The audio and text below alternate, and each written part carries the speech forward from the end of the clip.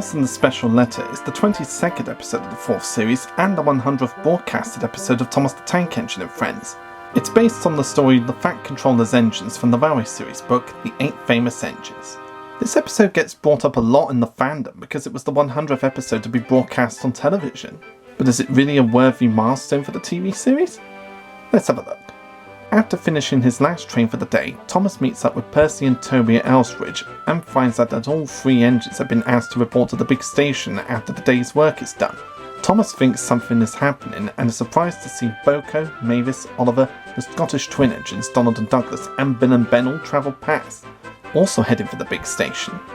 Thomas, Percy and Toby are now very curious and follow the others. At Timothy's Sheds, the Fat Controller silences the engine's excited whistles and tells them that he had recently received a letter from a 5-year-old girl who lives in the big city on the mainland.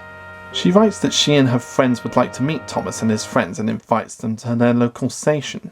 The Fat Controller tells the engines that a lot of children would like to meet them, so he will be taking his 8 main engines to the big city and putting them on display. The engines give another cheer, prompting the Fat Controller to command silence again, and he states that while the 8 engines are gone, the rest will be running the railway and asks them to show them what to do. Oliver is due to take charge of Thomas's branch line, and he and Thomas practice using some other coaches as Annie and Clara will be going with Thomas on the trip. Thomas gets overexcited and boasts about his race with Birdsey to Oliver, but when he tries to demonstrate how he stopped just short of the buffers, he goes too far and accidentally smashes through the buffers and a fence beyond, rolling down the slope and crashing through a brick wall, much to Oliver's surprise. While no people are hurt, Thomas's front end is badly damaged from the impact. The Fat Controller is notified and he sends some workmen over, but warns that unless Thomas is repaired in time, they will have to go to the big city without him. The next morning at 8 o'clock, the other engines are all ready to leave, with Percy and Toby travelling on flatbeds, but there is still no sign of Thomas yet. The Fat Controller agrees to wait 1 more minute for Thomas before they must leave. Finally repaired, Thomas puffs in just in time of Annie and Clarabelle, and the cavalcade of engines leave for their trip to the big city. After having arrived at the city safely, the engines and coaches are lined up in a special shed, where many children come to meet them. Thomas tells Percy how glad he is that the little girl wrote to the Fat Controller, citing that pure happiness can come from nothing more than a letter.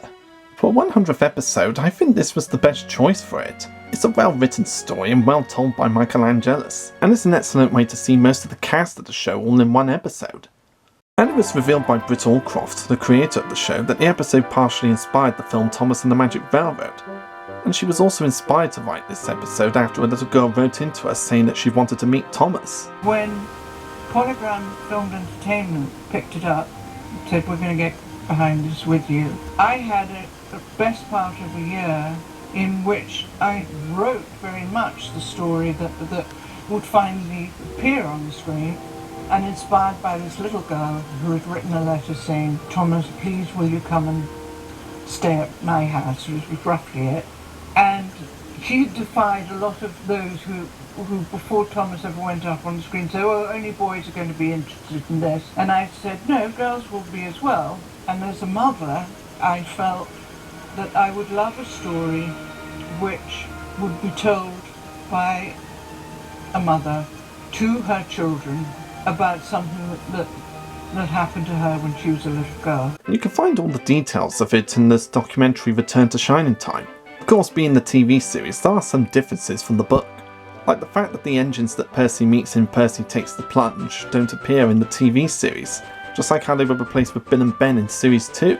We instead get a lot of the side characters, including Mavis, Boko, Bill, Ben, Donald, Oliver and Douglas.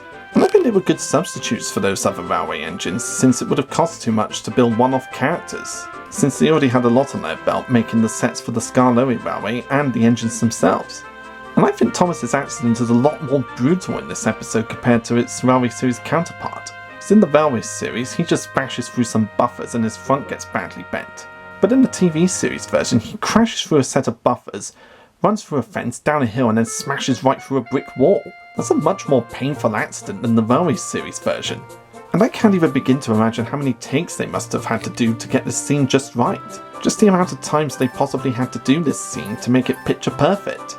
The accident is also similar to a crash when an LBN SCR E4062 tank engine crashed into a wall, but the tank engine ran off from the turntable and crashed into the wall at the Southern Regents Sheds. And to this day I still find it kind of funny how Toby and Percy are the only ones on a flatbed, when all the other engines run on their own steam. I'm sure they must have had their reasons for it, but they never really explained why. And once again, Michael Angelis does a wonderful performance narrating the episode. I especially like that sweet, soft, innocent voice he gives when the Fat Controller is reading the letter from the little girl. Dear Thomas and all the engines, please can I meet you? My friends say they would like to meet you too. You could come to my house for tea, but my mummy says there aren't any railway tracks to my house. Can you come to the station instead? Thank you very much. Listening to it, you really do believe that it's a little child saying these words, and Michael just plays it so damn well. And I love that set for the big city station. It really puts me in mind of the National Railway Museum, where you see loads of engines all lined up around a turntable on display so everyone can see them. It just really reminds me of my trips to the National Railway Museum in York. Great way to bring back a childhood memory. Thomas in the special letter, in my opinion, is worthy of having the title of 100th broadcasted episode of the TV series. It's an entertaining story with great characters, great performance from Michael Angelis, great music from O Donnell and Jr. Campbell, and it's all around just a great adaptation of an original Railway series story. It deserves all the praise it gets, and I highly recommend checking it out. I'm sure you won't be disappointed.